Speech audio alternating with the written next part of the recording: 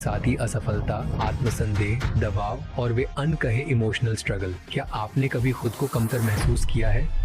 टूटा है? हाँ, आप इससे कैसे निपटते हैं? मैं बिल्कुल सही। खुद के साथ बैठिए, इसे अच्छी तरह महसूस करें, फिर समझें कि आप ऐसा क्यों महसूस कर रहे हैं और इसे गुजरने दें। इसे अपने अंदर से गुजरने दीजिए और बाहर निकलने भी दीजिए, लेकिन इसे कभी भी नजरअंदाज मत कीजिए। भारतीय सिनेमा की सबसे चर्चित अभिनेत्रियों में से एक कियारा आडवाणी हमारे साथ एक बेबाक बातचीत के लिए जुड़ रही हैं। आप अपने माता पिता को देखते थे, वे बहुत प्यार करने वाले थे, तो आप भी वही पाना चाहते थे जो उनके पास है। इसे शैडो इफेक्ट कहते हैं।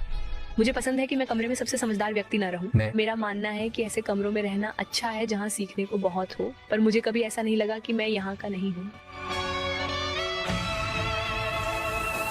आपने कहा कि अब आप जागरूक हैं कि क्या करना है और क्या नहीं, क्योंकि आप पर हमेशा ये माँ वाला दिमाग रहता है। हाँ, आप अपनी बेटी के बारे में सोच रही हैं। क्या आप कोई फैसला बदलती अगर पता होता कि जो झेल रही हैं वो होगा नहीं?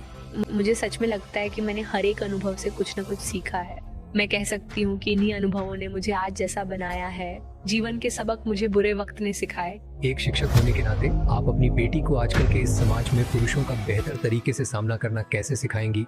जिंदगी के रिश्ते जिनके साथ आप बड़े होते हैं, वे आपको कुछ सिखाते हैं। मैं उसे ऐसे पालना चाहूंगी कि वह अपने फैसले खुद ले सके। मेरी आंखों में आंसू आ गए थे क्योंकि मुझे लगा जैसे कोई, बस उस पल में मैंने खुद को थामे रखा। ऐसा लगा कि ये सच में एक पहचान में बदलाव जैसा है। तुम जानती हो, ये एक बिल्कुल नई दुनिया है और उस पल में ये इससे गुजरने वाली महिला के लिए खुद को माफ करना मुश्किल होता है। इसमें वक्त लगता है। ये मुझे इसमें 6 महीने लग गए हैं। मैं अभी भी पूरी तरह से ठीक नहीं हूँ। मुझे नहीं पता क्यों, लेकिन ये सच है कि इसमें समय लगता है। 6 महीने लग गए खुद को थोड़ा समय और माफी देने में। मेरी पूरी जिंदगी मैं हमेशा दूसरों के बारे में ही सोचती रही हूँ।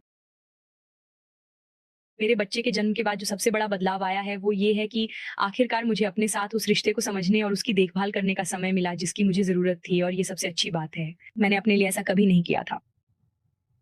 34 साल बाद चलो मान लेते हैं कि मैंने कभी अपनी सीमाएँ तय नहीं की, मैंने कभी खुद से ज़रूरी और कठिन बातें नहीं की।